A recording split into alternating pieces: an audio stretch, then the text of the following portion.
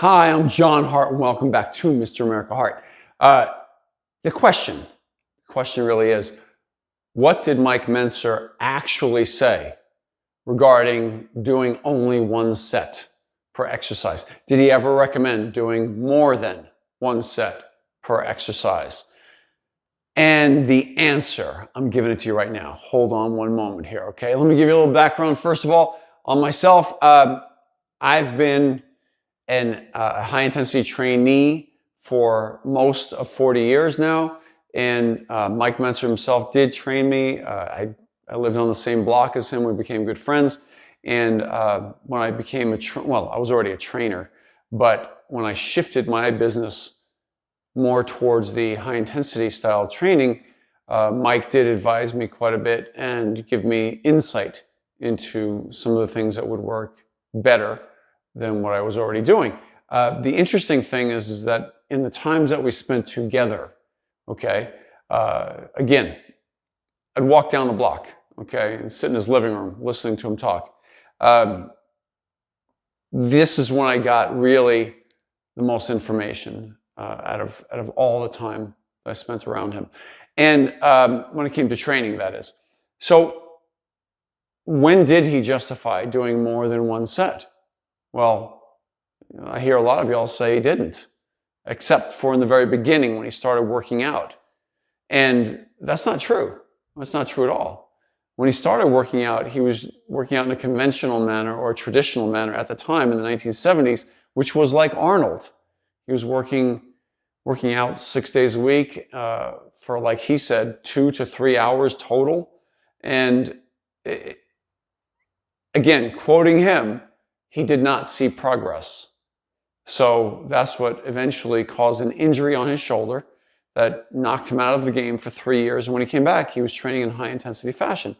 And that's what brought on all of the major gains in his physique and helped him to turn pro and to start wiping out a lot of the pros left and right, becoming number 2 in the world, actually, in 1979. And so Mike, with the training, in all of his writings, in all of his seminars, he would make the case that, in fact, the logical place to start an experiment, because at the time there were no studies like there are now.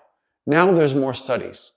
But at the time, Mike would say the logical place to start, your experiment with training. How many sets should you do? The logical place to start would be with 1, because anything less than 1 is you're not doing a workout. But anything more than 1 is random. It's random and it's based on nothing. So you'd have to pretty much guess where to go if you were doing more than 1 set of an exercise. You'd have to guess if you hit a plateau or if it just didn't work at all. What would you do? Go up to more sets or down to less sets? And what a complete waste of time it would be, right? So this kind of leads us to, how did Mike actually say to do it?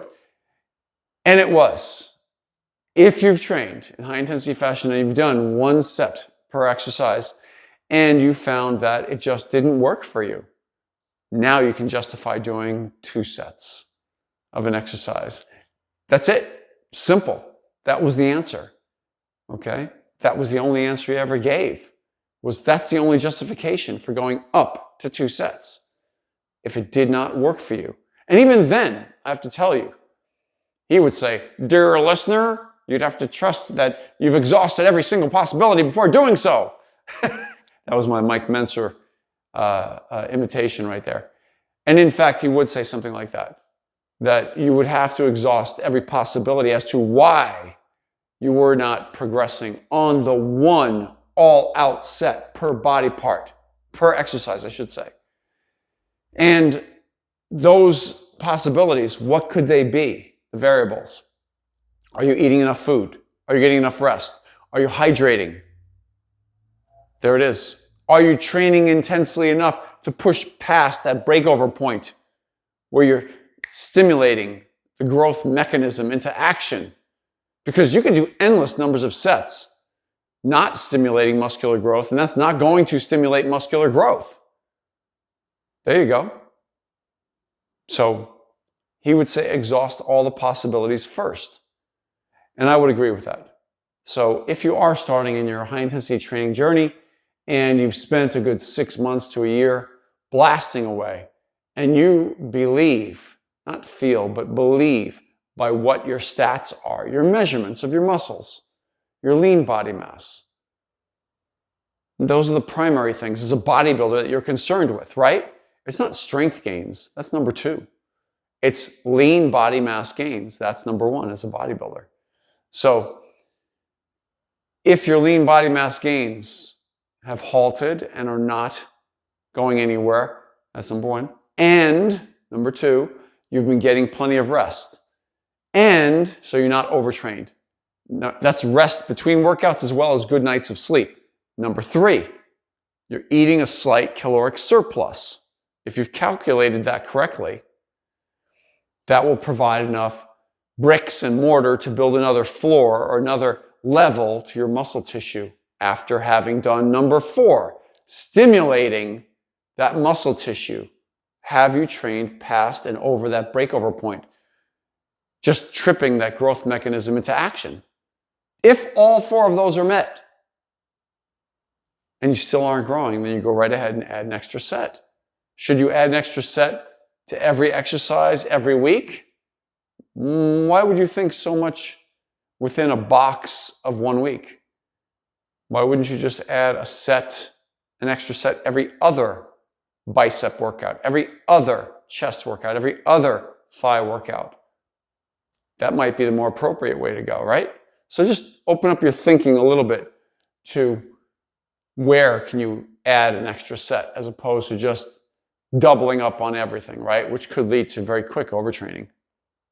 So just some thoughts to help you on your journey with your high intensity training.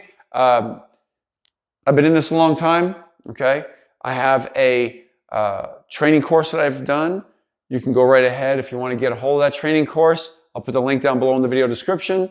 I've also written 3 or 4 books on training and high intensity training. I also have a training community that you can become a part of. I'll show that link down below in this video's description as well. Consider all of those if you need any more assistance.